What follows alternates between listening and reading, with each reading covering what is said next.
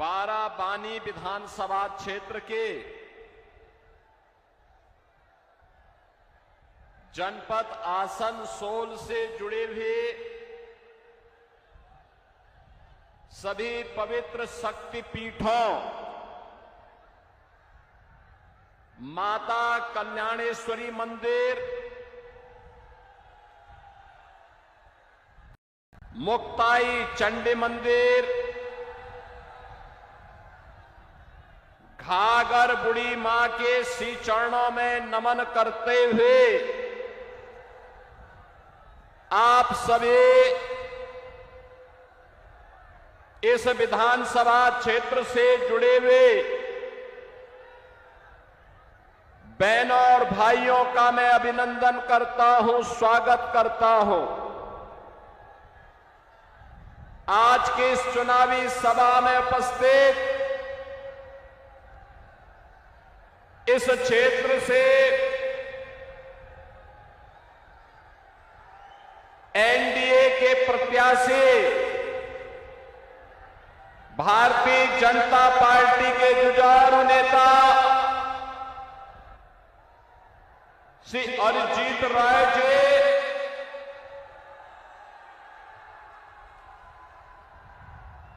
राजस्थान विधानसभा के सदस्य श्री जितेंद्र गढ़वाल जी, मंच में उपस्थित भारतीय जनता पार्टी के हमारे वरिष्ठ पदाधिकारीगण श्री विवेक रंगा जी, अपूर्व हाजरा जी, जयंती विश्वास जी, दिव्येंदु मिश्रा जी, पावन मंडल जी, अमन राय जी, काकोली घोष जी, श्री संतोष सिंह जी और भारी संख्या में उपस्थित बाराबानी विधानसभा क्षेत्र से जुड़े हुए मेरे सभी उपस्थित बहनों और भाइयों, पश्चिमी बंगाल विधानसभा चुनाव के दौरान आज मुझे आसनसोल से जुड़ी हुई इस पावन भूमि में आप सभी वीर योद्धाओं के साथ संवाद करने का अवसर प्राप्त हो रहा है। बहनों भाइयों, मैं जानता हूं कि जब मेरे कार्यक्रम यहां पर लगाया गया तो टीएमसी के गुंडे आप लोगों को परेशान करने लग गए और सवाल होने पाए। इसके लिए उन्होंने भाजपा का झंडा उठाने का प्रयास किया, लेकिन आप चिंता मत करिए, अरिजीत राय को जिताइए, टीएमसी का अभ्यास से हम सुपड़ा साफ करवा देंगे।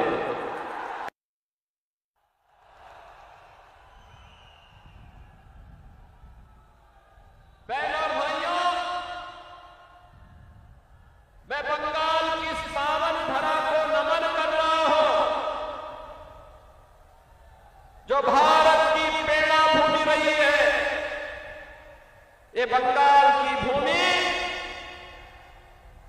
आज से नहीं, सैकड़ों वर्षों से भारत की प्रेरणा भूमि थी। ये प्रेरणा भूमि,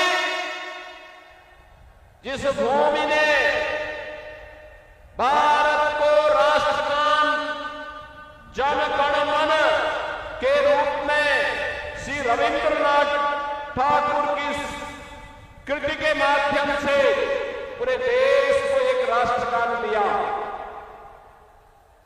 ये बंगाल की भूमि है जिसने भारत को राष्ट्रगीत वंदे मातरम दिया। और यह वर्ष अत्यंत पवित्र है। यह वर्ष वंदे मातरम के 150 वर्ष पूर्ण होने के वर्ष हैं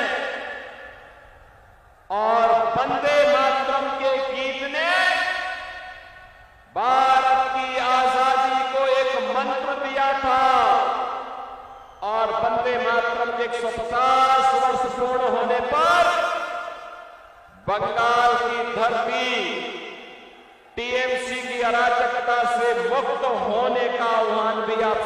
करने के लिए आई है।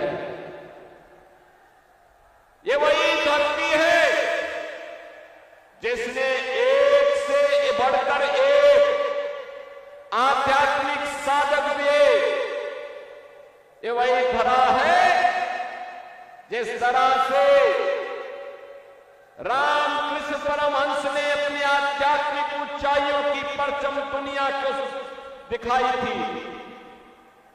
ये वही धरा है जहां पर साधना के साथ साथ राष्ट्रवाद एक साथ काम कर सकता है। स्वामी प्रणवानंद जी महाराज ने इसी पावन धरा से शिक्षित दीक्षा पूरे भारत में अपने सन्यासियों को दी थी। ये वही तरह है जिसने स्वामी विवेकानंद भारत को दिया, और स्वामी विवेकानंद ने वैश्विक मंचों पर कहा था, गर्व से कहो हम हिंदू हैं। यह एहसास किसी ने कराया था, स्वामी विवेकानंद ने कराया था।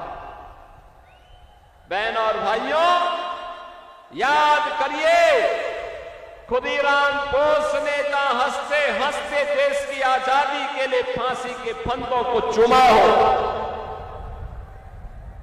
जिस तरह ने देश की आजादी के लिए नेताजी सुभाष चंद्र बोस और अरविंद घोष जैसे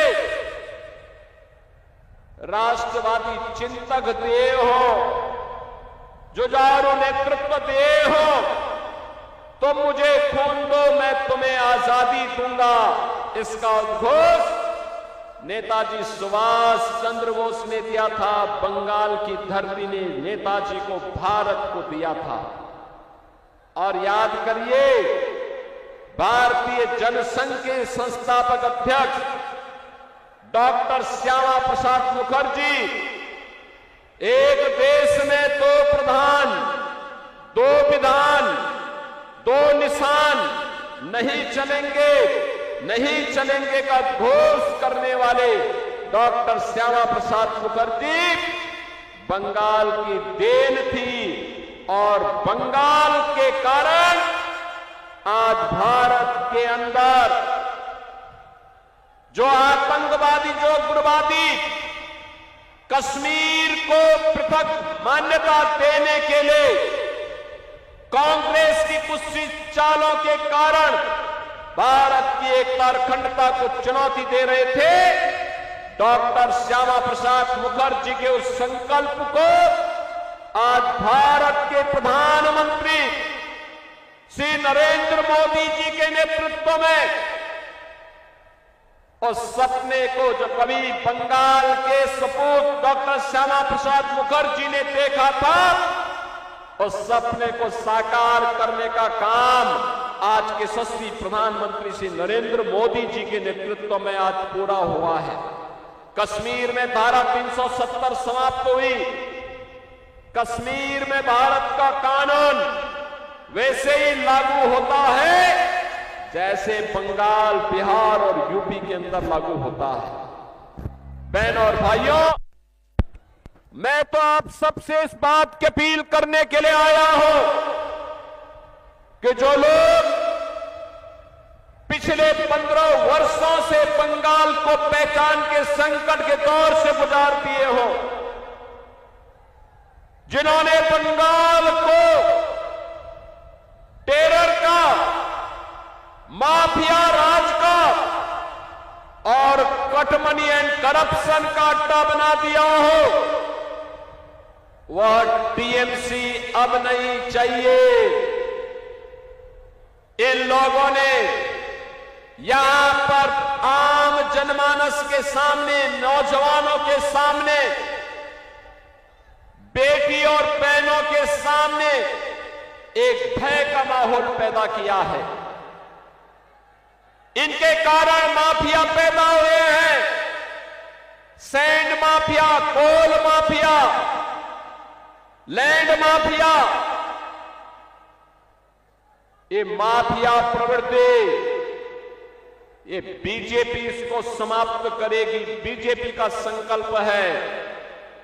और जो जनता के लिए मोदी जी पैसा भेजते हैं दिल्ली से, ये टीएमसी के गुंडे जो पैसा हजम कर जाते हैं, बहनों और भाइयों, आज मैं कहने के लिए आया हूं आपसे यही, जो अराजकता आपको यहां देखने को मिलती है, जो भय का वातावरण है, जो दंगे हैं, जो माफिया राज है, सैंड माफिया और कोल माफिया का वर्चस्व दिखाई देता है, जो विकास के पैसे में कटमनी और करप्शन की भेंट चढ़ जाता है, इससे इसी प्रकार की बुरी स्थिति आज से 9 वर्ष पहले उत्तर प्रदेश की भी थी। याद करिए, उत्तर प्रदेश 9 वर्ष पहले वहां हर दूसरे तीसरे दिन एक दंगा होता था, कोई पर्व और त्योहार नहीं हो सकता था, बान और बेटियां सुरक्षित थी, गुंडागिर्दी चरम पर थी, अपराध चरम पर था, माफिया हावी थे और जनता की सुविधा और जनता के विकास के लिए आने वाले पैसे में ऐसी डकैती पड़ती थी। इसका उपचार केवल और केवल एक है, और वह है डबल इंजन की भाजपा की सरकार, डबल इंजन की भाजपा की सरकार। बहनों और भाइयों, आज आप देख रहे होंगे, जब उत्तर प्रदेश के अंदर माफिया की हड्डी और पसली को यूपी का बुलडोजर ठीक करता है और उसकी संपत्ति को अपने कब्जे में लेकर के गरीबों का आवास बनाती है, तो माफिया राज समाप्त हो जाता है। आज यूपी में न कर्फ्यू है न दंगा है, यूपी में अब सब चंगा है। याद करिए, पहले राम जन्मभूमि के लिए हमें आंदोलन करना पड़ता था, राम भक्तों पर गोलियां चलती थी। मुझे अभी एक कार सेवक मिला है यहां पे, और राम भक्त कह रहा था कि मुझ पर 1990 में ये टीएमसी की ही पार्टनर पार्टी समाजवादी पार्टी ने गोलियां चलवाई थी, इनकी सरकार में गोलियां चली थी। ऐसे यूपी में भी जैसे ममता दीदी को राम नाम से चिढ़ है, दुर्गा पूजा से चिढ़ है, ऐसे ही यूपी में भी चिढ़ होती थी। और डबल इंजन की सरकार आई, अब अयोध्या में भगवान राम का दुनिया का सबसे बड़ा मंदिर बनकर के खड़ा हो गया है। क्या कांग्रेस रोक पाई? क्या समाजवादी पार्टी रोक पाई? क्या टीएमसी रोक पाएगी? इसकी गारंटी केवल और केवल मोदी जी की ही गारंटी हो सकती है। मोदी है तो मुमकिन है, ये गारंटी केवल बीजेपी दे सकती है कि दंगा नहीं होगा, कर्फ्यू नहीं लगेगा, लेकिन गौ माता को कटने नहीं देंगे और हिंदुओं को बंटने नहीं देंगे।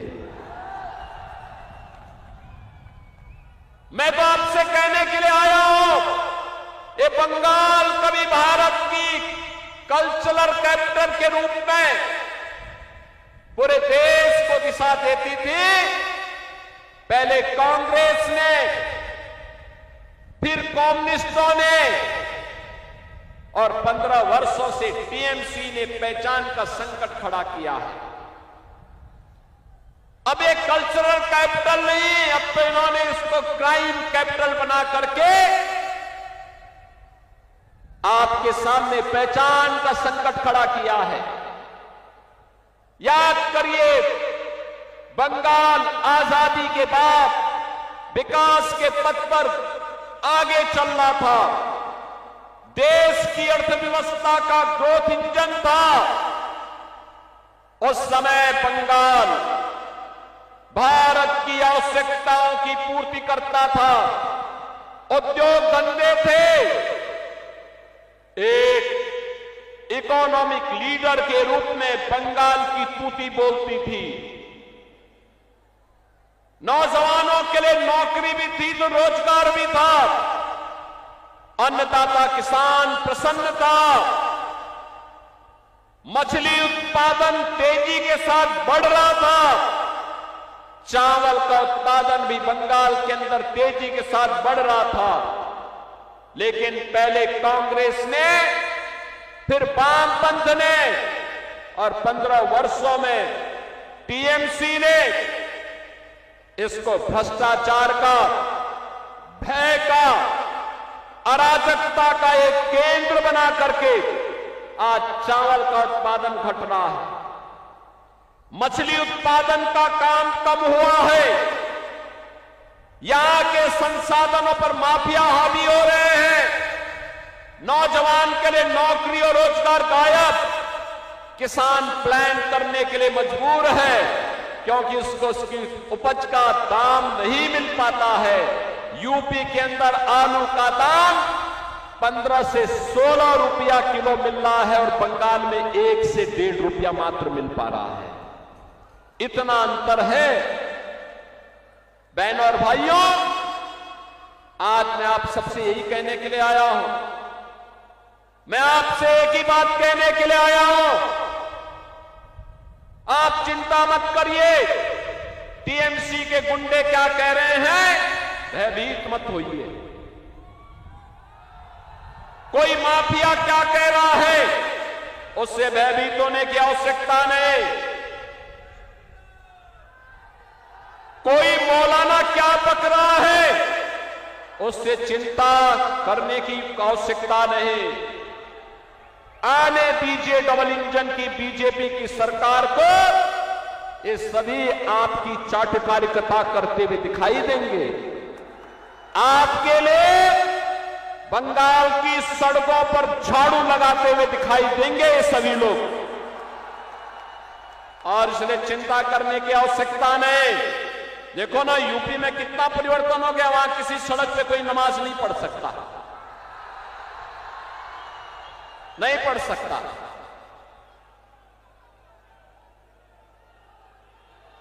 वहां पर्व और त्योहार शांतिपूर्ण तरीके से मनाए जाते हैं, कोई अराजकता नहीं, कोई गुंडागर्दी नहीं, हर बेटी और बहन को सुरक्षा की गारंटी है। लेकिन बंगाल में धड़ल्ले से गौ कसी होती है, गौ हत्या होती है, गौ तस्करी होती है, पर्व और त्योहार के पहले उपद्रव हो जाते हैं। और इसीलिए बहनों और भाइयों, इसकी गारंटी, सुरक्षा की गारंटी, समृद्धि की गारंटी, आने वाले उज्जवल भविष्य की गारंटी केवल और केवल बीजेपी है। और आपके पास तो बीजेपी ने अरिजीत राय जैसा जुझारू कार्यकर्ता दिया है आपके लिए, आपका नेता बनने के लिए, जनप्रतिनिधि बनने के लिए। एमएलए के प्रत्याशी के रूप में अरिजीत राय को, अरिजीत का मतलब ही होता है कि वो शत्रु को जीत सके। इसलिए अरिजीत राय को भारी बहुमत से विजयी बनाइए, बंगाल में बीजेपी की डबल इंजन सरकार को लाइए, समस्या का समाधान प्रधानमंत्री मोदी जी के नेतृत्व में डबल इंजन डबल स्पीड से करेगा, बुलेट की स्पीड से करेगा। इस विश्वास के साथ आप सबका मैं आह्वान करता हूं, अरिजीत राय को भारी बहुमत से विजयी बना के भेजेंगे ना। सभी लोग दोनों हाथ पकड़ करके बोलो मेरे सामने, सभी लोग जिताएंगे, भारी बहुमत से विजयी बनाएंगे, आशीर्वाद मिलेगा ना। ये पीछे में जो लोग खड़े हैं, दीवार के ऊपर जो खड़े हैं, सबका ये हेलीपैड के अगल बगल जितने लोग खड़े हैं, अरिजीत राय को विजयी बना के भेजेंगे। दोनों हाथ पा करके मेरे साथ बोलेंगे, भारत माता की, भारत माता की, भारत माता की। वंदे वंदे वंदे। जय श्री राम, जय जय श्री राम।